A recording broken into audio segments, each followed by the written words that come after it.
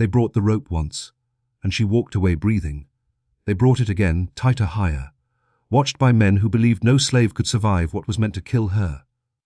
But she did, by 1867. Whispers followed her through plantations, prisons, and courtyards. Overseers refused to lay hands on her. Guards crossed themselves when she passed not, because she was free, but because she was something worse to them than rebellion, a woman who would not die. This is the true history of the slave woman they tried to hang twice, and the terror she left behind when she lived. The Civil War may have ended on paper, but in 1867 the South was still a battlefield, just quieter and more calculated. Emancipation shattered the legal framework of slavery, yet it did nothing to dismantle the mindset that had sustained it for centuries. Former plantation owners, overseers, sheriffs, and judges simply adapted, reshaping domination into something that looked lawful while remaining just as violent. Freedom existed in theory, but on the ground it was suffocated by intimidation, starvation, fabricated charges, and the constant threat of death. For many formerly enslaved people, especially women, the chains were removed only to be replaced with ropes made of fear, debt, and silence. Southern states quickly passed black codes, designed to criminalize black existence itself. Vagrancy laws allowed authorities to arrest anyone without proof of employment, which in practice meant anyone who refused to work for their former masters. Convictions led directly into convict leasing, a system where prisoners were rented out to plantations, mines, and railroads under conditions often worse than slavery. Death rates were high, accountability non-existent, and punishment was disguised as justice. Courts functioned as extensions of plantations, and sheriffs served the same men who once owned human beings outright. Violence never left, it simply changed uniforms. Whips became batons, chains became prison bars, overseers became deputies. Night riders enforced obedience when laws failed, burning homes, assaulting families, and disappearing those who spoke too loudly about freedom. The promise of Reconstruction was fragile and uneven, easily crushed in rural areas where federal oversight barely reached. Black communities lived under constant surveillance, knowing any sign of resistance could be interpreted as a crime deserving public punishment. For black women, the danger multiplied. They were expected to submit not only to labor demands, but also to sexual exploitation, humiliation, and silence. Refusal was treated as defiance, and defiance as a threat to social order. There were no protections, no credible witnesses, no sympathetic courts. A black woman who resisted abuse was labeled aggressive, unstable, or immoral, narratives that justified extreme punishment while preserving white innocence. Survival required submission, and submission was enforced with terror. Public punishments were staged not merely to discipline individuals, but to send messages. Hangings, beatings, and imprisonments were designed as theater, meant to remind entire communities where power still lived. Crowds gathered not for justice but reassurance, watching bodies suffer so that fear could remain intact. These spectacles reinforced the illusion that emancipation had changed nothing that truly mattered, that authority was still absolute and rebellion still fatal. Yet beneath this system ran an undercurrent of tension. The old rules were cracking, even as men tried desperately to hold them together. Every act of resistance, every refusal to bow, threatened to expose how fragile their control had become. A woman who spoke back, walked away, or survived what was meant to kill her represented more than disobedience. She represented the failure of the system to fully erase human will. In this environment, legends were born not from exaggeration, but from endurance. Stories spread faster than laws, carried by whispers between cabins, prisons, and fields. A single act of survival could ripple outward, unsettling overseers who relied on fear to maintain order. Authority depended on certainty, and certainty began to slip when punishment no longer guaranteed obedience or death. The post-war South lived in this contradiction, claiming victory while haunted by the people it could no longer fully control. From the moment she entered forced labor after the war, she was marked as a problem. Plantation records and overseer notes rarely named women like her directly, but they described them in coded language that meant the same thing everywhere. Uncooperative, difficult, unmanageable. These labels were not about her strength or skill, but about her refusal to disappear into obedience. She did not lower her eyes when spoken to. She did not move faster when threatened. She did not respond to cruelty with the submission expected of someone who had been taught to fear death more than defiance. In the rigid hierarchy of plantation labor, behavior mattered as much as productivity. Overseers depended on ritualized control, on predictable fear responses that allowed them to command dozens of bodies with a glance or a raised voice. When one person refused to perform fear correctly, the entire system trembled. Her defiance was quiet but consistent. She resisted through posture, through silence, through walking away when ordered to kneel or beg. These small acts carried more danger than open rebellion because they spread, observed by others who had learned to measure every breath. Rumors followed her because rumors were the language of survival. Word passed from field to field that she could not be broken the usual way. Whips left marks, but not obedience. Confinement isolated her, but did not reshape her spirit. Each failed attempt at discipline deepened her reputation, turning her into a living challenge to overseer authority. Men tasked with controlling labor began to avoid direct confrontation, not out of mercy but uncertainty. They feared escalation, feared being the one whose authority finally shattered in public view. Her influence over other women terrified them most. Black women were expected to endure quietly, to carry both physical labor and private suffering without complaint. She disrupted that expectation by refusing humiliation. Younger women watched her carefully, noting that resistance did not always end in immediate death. This observation alone was dangerous. Hope, even in its smallest form, was treated as contamination. Overseers responded by isolating her, moving her between work sites, hoping distance would dissolve her presence. Yet isolation amplified her legend. Each relocation introduced her story to new places, new ears. People recognized her before they knew her name. They saw it in how guards watched her hands, how supervisors spoke around her instead of at her. Authority behaves differently when it is afraid, and everyone could sense it. The rules bent around her, revealing their weakness. Punishments that were routine for others became delayed, debated, or avoided altogether when she was involved. Her refusal to submit also challenged the gendered violence that sustained plantation control. Sexual coercion was an unspoken pillar of power, enforced through threats rather than chains. She resisted that too, and resistance to sexual domination was interpreted as an attack on white masculinity itself. This made her more dangerous than any man who fought back openly. She was not only denying labor but denying access, denying the fantasy of ownership that survived emancipation in practice, if not law. As her reputation hardened, it separated her from both oppressors and the oppressed. Some feared being associated with her, knowing proximity alone could invite punishment. Others drew strength from her existence, even if they never spoke to her directly. She became a presence rather than a person, a symbol of refusal moving through spaces designed to crush symbols before they formed. Overseers could control bodies, but symbols escaped them, spreading through whispers and glances that no ledger could record. The decision to make her hanging public was deliberate, calculated to restore authority that had begun to slip through the fingers of those in power. Public punishment had always been the language of control in the South, a ritual meant to transform individual suffering into collective fear. Word spread quickly, carried by forced attendance orders and whispered threats. People were marched in from fields and quarters, positioned carefully so no one could claim ignorance later. The rope was not only meant for her neck, but for the imagination of everyone watching, a reminder that resistance still had a price. She was brought forward not as a person but as a warning. Her hands were bound, her body displayed, her silence interpreted as arrogance rather than composure. Overseers expected pleading, tears, collapse. They needed to see her break, because breaking her would reaffirm their own dominance.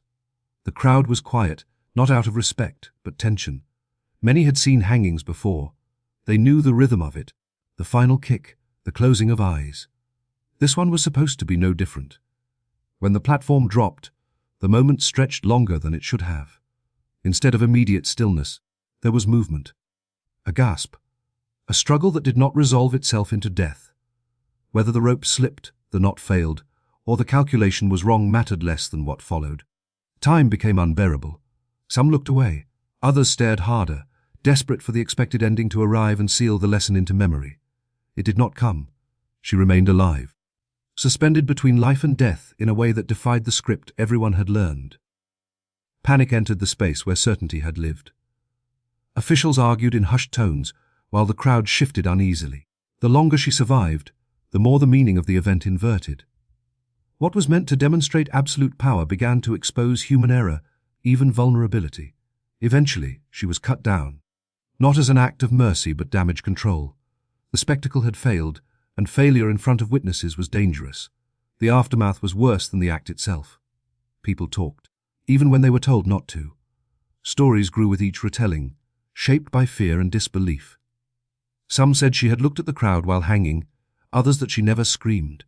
The facts blurred, but the core truth remained intact. She had lived. In a system that relied on predictability, this was catastrophic. Punishment was supposed to be final. Survival cracked the illusion that death could always be commanded. For overseers and officials, embarrassment quickly turned into obsession. A woman who survived a hanging could not be allowed to exist as proof of weakness.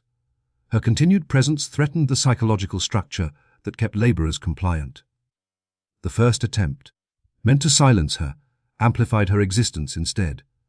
Every whispered retelling carried more power than the original act, reshaping her from a defiant worker into something undefined and unsettling. Among the black community, the impact was quieter but deeper. Survival did not erase fear, but it complicated it. People who had learned to accept death as inevitable were forced to reconsider the boundaries of possibility. No one openly celebrated, but something shifted. A hanging that failed could not be unseen.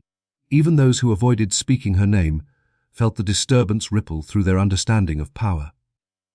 By the end of that day, authority had lost something it could not reclaim. The rope had done its job in the past because it promised certainty. Now it promised only risk. She was returned to confinement not as a defeated criminal, but as a problem that violence had failed to solve, and failure lingered longer than terror ever could. The second attempt was never announced. There were no crowds, no forced witnesses, no sermons about order or obedience. Silence replaced spectacle because silence felt safer. The first failure had taught them that too many eyes turned punishment into risk. This time, the act was framed as procedure rather than warning, carried out away from the fields and cabins where stories could take shape too quickly. Authority moved quietly when it was afraid, choosing shadows over daylight. Those involved approached her differently now. Voices were lower, movements cautious, instructions repeated more than necessary. The certainty that had once guided their hands was gone, replaced by an edge of unease they could not admit to one another. She was treated less like a person and more like an unstable force that needed to be neutralized carefully. Even restraint felt hesitant, as if contact itself carried consequences they did not fully understand. The second hanging was meant to erase the first. It was an attempt to correct history before it solidified into legend. This time the mechanics were precise, the calculations checked, the knot secured by hands determined not to fail again. Yet precision could not restore confidence. The air was thick with expectation that felt closer to dread than resolve. When the moment came, it unfolded without ceremony, stripped of symbolism, reduced to function. Again, death did not arrive as planned. Whether through interruption, misjudgment, or sheer endurance, the result mirrored the first failure closely enough to be unmistakable. Survival repeated itself, and repetition transformed accident into meaning. What could be dismissed once could not be ignored twice. The act crossed from error into omen in the minds of those watching. Control did not merely slip, it inverted. Fear replaced authority in the days that followed. Orders were still given, punishments still threatened, but something essential had changed. The men responsible for enforcing discipline no longer believed fully in the tools they wielded. Violence had exposed its limits. Her body, still alive, became evidence of those limits, walking proof that power could be resisted without weapons or numbers. Superstition filled the gap where certainty once lived. Explanations spread quickly, shaped by cultural fears and half-remembered folklore. Some said she was protected, others that she carried a curse. These beliefs mattered more than facts because belief governed behavior. Overseers who once prided themselves on cruelty now avoided her path, delegating interactions, inventing excuses to stay distant. Touching her felt dangerous in ways they could not articulate. Her presence altered daily routines. She was moved at odd hours, housed separately, watched more closely yet approached less directly. Authority attempted containment rather than confrontation. This contradiction revealed weakness more clearly than any rebellion could. A system built on dominance, was now orbiting a single woman it could not control, adjusting itself around her survival instead of erasing it. Among those who labored beside her, the shift was subtle but undeniable. People noticed who refused to escort her alone, who crossed themselves unconsciously, who flinched when she met their eyes. Fear flowed upward now, no longer confined to those at the bottom. It changed the emotional geography of the plantation, redistributing tension in ways no ledger or report could record. The second failure sealed her transformation from defiant laborer into something larger and more unsettling. Authority could not kill her, could not break her, and now could not even punish her without hesitation. What remained was avoidance, a silent acknowledgement that power had boundaries it dared not test again. Boundaries shaped by a woman who continued to live where death had been promised twice. After the second failed hanging, avoidance became policy even if it was never written down. Overseers spoke of her indirectly, referring to tasks rather than the person assigned to them. Orders were adjusted so that no single man was responsible for disciplining her. What had once been routine control now required discussion, hesitation, and delegation. The fear was not dramatic or openly confessed. It lived in pauses, in glances exchanged before decisions, in the sudden importance of distance. Superstition filled the vacuum left by broken authority. Plantation culture had always relied on a mixture of violence and belief, and when violence failed, belief took over completely. A woman who survived 2 executions could not be explained through logic alone, not within a worldview already shaped by myths of curses, divine punishment, and inherited guilt. Some believed she was protected by forces beyond human reach. Others believed she carried misfortune that could spread through contact. These explanations did not need proof. They only needed repetition. Stories began attaching consequences to those who crossed her. A guard who struck her and later fell ill. An overseer who ordered her punished and soon lost his position. A man who mocked her survival and later violently under unrelated circumstances. Each event, real or exaggerated, folded into a growing narrative that touching her invited ruin. In an environment where death was common and explanation was scarce, coincidence hardened quickly into certainty. The fear was not only spiritual, it was practical. Authority depends on confidence, and confidence had been damaged publicly. Any further attempt to punish her carried the risk of another failure, another humiliation witnessed by others. If she survived again, the system itself would look powerless. Overseers understood instinctively that repeated failure would inspire imitation. Others might test boundaries. Others might resist. Her body had become a fault line, and they were careful not to press it again. Physical distance became the compromise. She was still watched, still controlled through movement and labor, but rarely touched. Instructions were delivered indirectly. Punishments were reassigned or quietly abandoned. Even verbal confrontations were avoided. The men tasked with maintaining order chose safety over dominance, an unspoken admission that fear now ran in both directions. This reversal mattered deeply in a system built on intimidation. Fear had always flowed downward, from overseer to laborer, from law to body. Now it circulated unpredictably. A woman who could not be subdued disrupted the emotional hierarchy of the plantation. She did not need to threaten anyone. Her existence alone altered behavior, forcing those in power to calculate risk instead of relying on instinctive cruelty. Among the laborers, this shift did not translate into open protection or solidarity.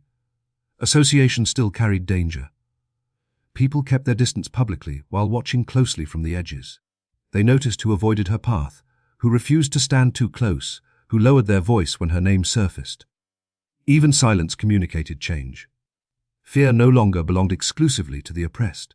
What made her untouchable was not strength in the conventional sense but unpredictability. Systems of domination depend on predictable outcomes. Punish and the body breaks. Threaten and obedience follows. Her survival shattered that sequence. Once unpredictability enters control, authority becomes cautious and caution weakens it further. Overseers could still command many, but they could not command certainty around her. By refusing to engage her directly, they confirmed the very power they feared. Avoidance acknowledged that she existed outside the rules that governed everyone else. In trying to protect their authority, they conceded its limits. She walked within the system, but was no longer fully contained by it, a living reminder that even the most violent structures can be destabilized when fear changes sides. In the post-war South, Reputation carried more weight than law.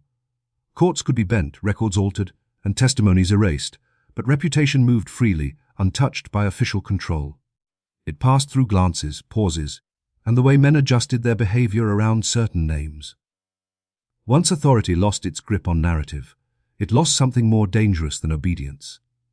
Her reputation grew not because she announced it, but because others responded to her differently, and difference was impossible to hide. Power in violent systems depends on ritual. The ritual of punishment reassures those who enforce it that the outcome is guaranteed. When that ritual fails, the guarantee dissolves. Her survival transformed punishment from a certainty into a gamble. Each interaction carried the question of consequence. Would force work this time? Would it fail again? Would witnesses remember?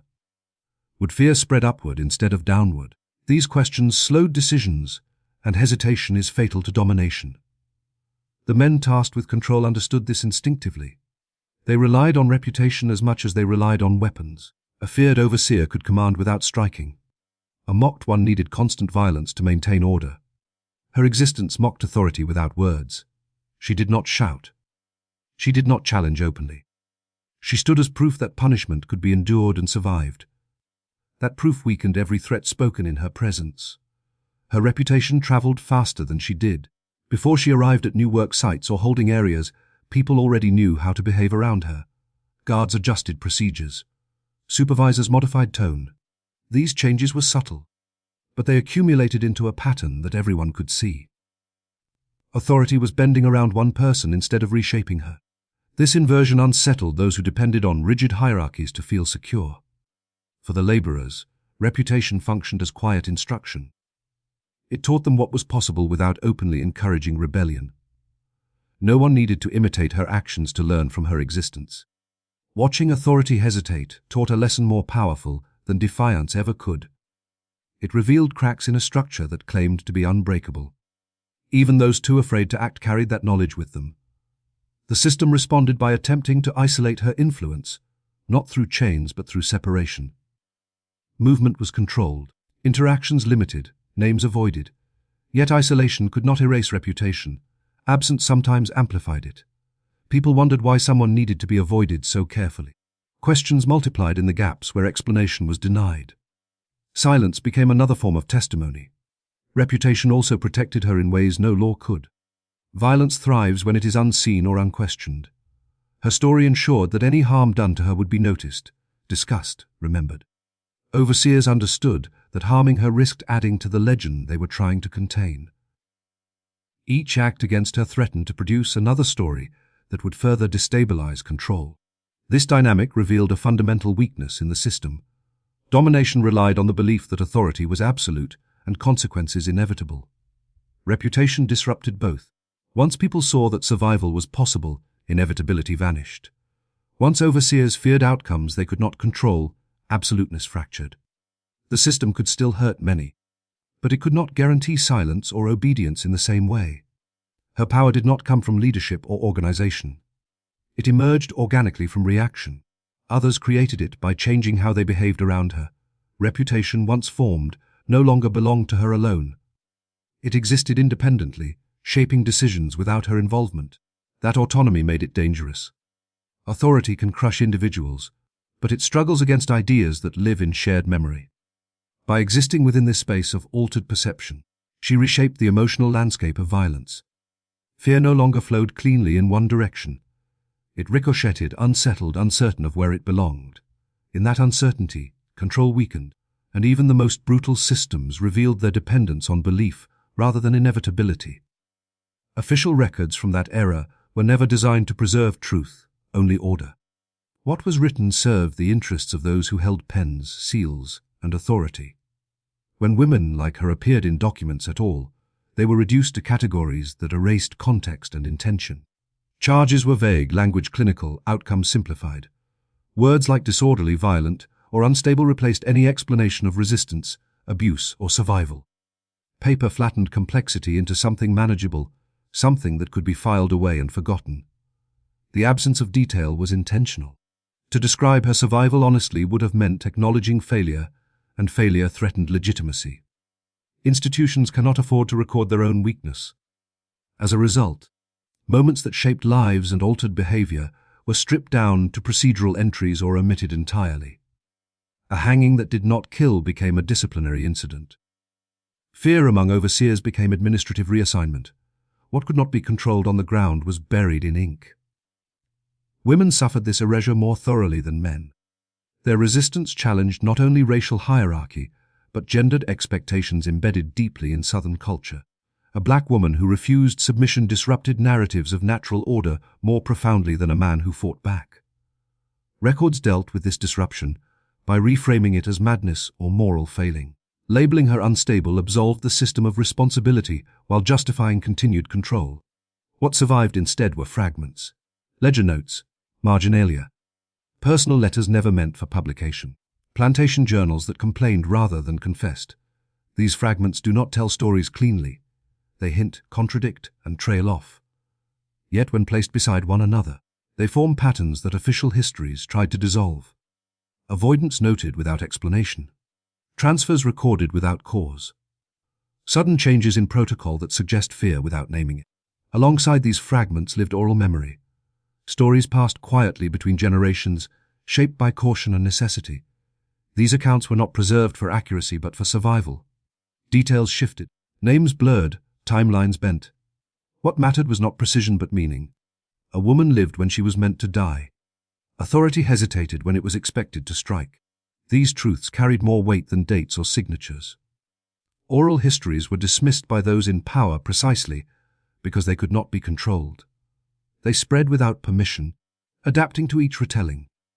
Where written records sought closure, spoken memory remained open, alive. It allowed the story to breathe, to respond to the needs of those who carried it. For people denied justice, memory became a form of resistance, a way to assert reality when documentation refused to do so. The tension between record and memory reveals how history is shaped as much by omission as by fact.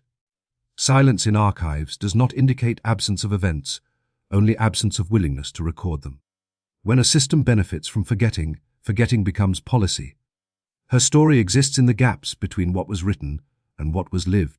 In the uncomfortable space historians must learn to read carefully. This gap also explains why her name may not survive, even as her impact does. Names can be erased. Effects are harder to eliminate. Behavior changed around her. Decisions were altered. Fear moved upward. These consequences leave traces even when identity does not. History often remembers outcomes without attribution. Disruptions without authors, resistance without faces. Understanding her story requires accepting that truth is sometimes preserved by those with the least power. It survives not because it was protected, but because it was needed to warn, to teach, to remind. The official record wanted her reduced to a problem that had been solved. Memory insisted she was a question that never went away. She did not leave behind monuments, documents signed in her name, or speeches that could be quoted later. What remained was subtler and harder to erase. Her legacy lived in altered behavior, in the way power recalculated itself after encountering resistance it could not eliminate. In a society obsessed with dominance, survival itself became an act that reshaped memory. People remembered not what she said, but what happened when others tried to destroy her and failed. Her life exposed a truth that the post-war South worked desperately to suppress. Control depended not only on force, but on the belief that force always worked. Once that belief cracked, even slightly, the system had to compensate through avoidance, superstition, and silence. She forced that compensation without organizing, without calling followers, without leaving behind ideology. The disruption came from endurance alone, from remaining present in spaces where she was meant to vanish. Over time, her story detached from her body and moved independently through communities. It became less about a single woman and more about possibility. Not freedom in its grand sense, but the possibility that punishment was not always final. That terror did not always reach its intended conclusion. This possibility mattered deeply to people whose lives were structured around inevitability. Even if they never acted on it, knowing it existed changed how they interpreted power. Her influence was quiet and indirect. There were no uprisings tied to her name, no recorded movements sparked by her survival. Instead, there was a slow erosion of certainty. Overseers hesitated where they once struck. Guards calculated risk where they once relied on habit. Fear remained, but it no longer felt absolute. That shift did not dismantle the system, but it altered its emotional foundation. For black women especially, her legacy carried particular weight. Their resistance was rarely recognized, often punished more harshly, and almost never remembered. A woman who endured what was meant to end her life twice challenged assumptions about fragility and submission imposed on them. Even without knowing every detail, women carried forward the knowledge that endurance itself could destabilize structures designed to erase them. As years passed, Reconstruction collapsed, laws hardened, and new forms of racial control replaced old ones. Her story did not stop these changes, but it survived alongside them, adapting as conditions shifted. It surfaced in warnings, in cautious hope, in the way elders spoke about what could happen when power overreached. Memory kept her alive long after records refused to do so.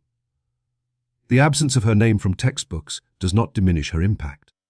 History is not only shaped by those who are celebrated, but by those who alter behavior without recognition. She belonged to that lineage, people whose existence changed outcomes without leaving signatures. Her survival entered collective memory as a disturbance, something unresolved, something authority never fully corrected.